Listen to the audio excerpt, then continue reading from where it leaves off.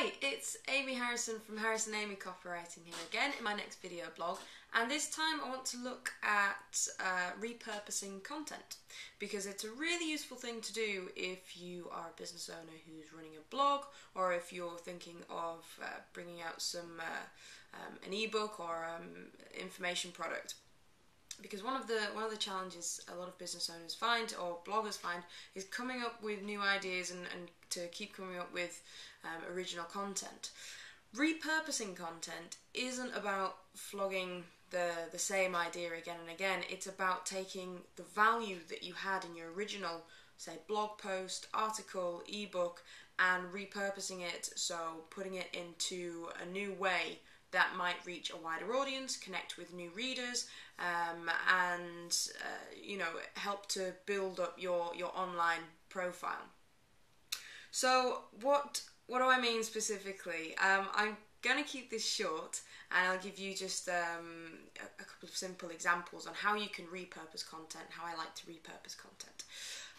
One example would be what I'm doing now, which is to make a video.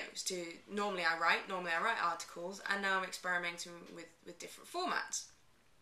So what you could do is you could take a blog post that you'd written previously a few months back, maybe a popular one that people really liked, so there's a market out there for the information that you've got, and then put it in a different format. So that could be audio. You could record it into a dictaphone and upload it, or you can record it directly onto your computer and then offer it as a download to your audience. Or you could do what I'm using. I use a flip cam and make a quick video and then put that on your website.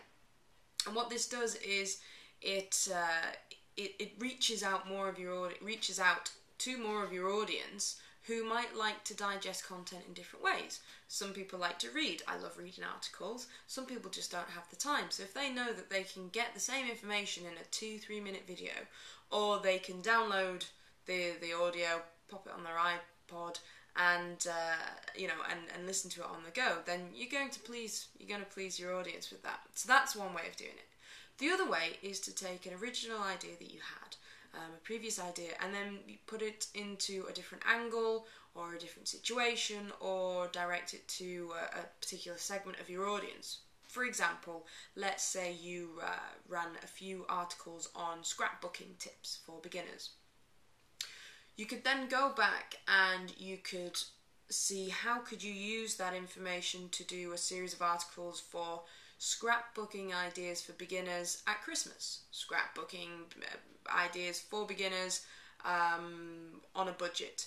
So you're taking the same kind of idea that you had, which was scrapbooking tips for beginners, and then you're making it so much more accessible and so much more interesting to different segments, because some people will want to know how to do it on a budget, some people want to know how to do it if they're just starting out, and how they can make Christmas gifts from that. So that's another great way, is to look at a different angle. If you're struggling to find a different angle or a different situation, because sometimes that can take a bit of brain power as well, one thing which I really like to do is to see if you can tie it into something topical, or to see if you can tie it into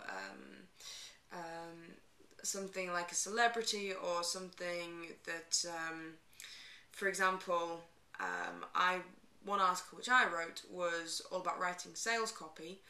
It's called Writing Sales Copy the Martha Stewart Way.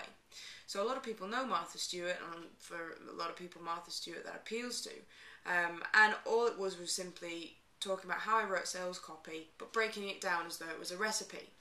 Now, I could have simply said, how writing sales copy is like baking a cake, but by having the name Martha Stewart, of someone who's well known, it attracts more attention.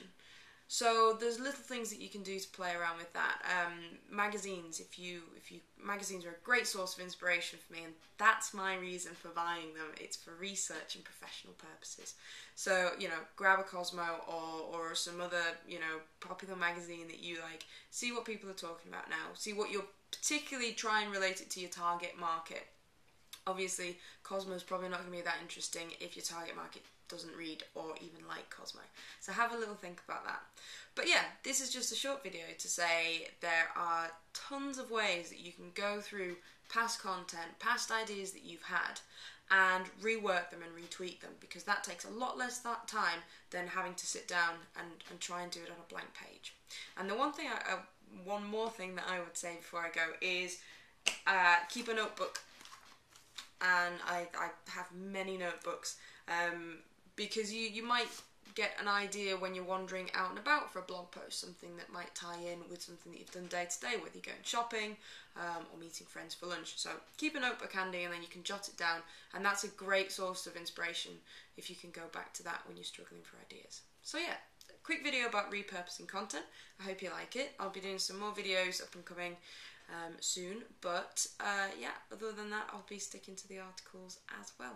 So thank you very much. I hope you're well, and I look forward to interacting with you soon. Bye bye.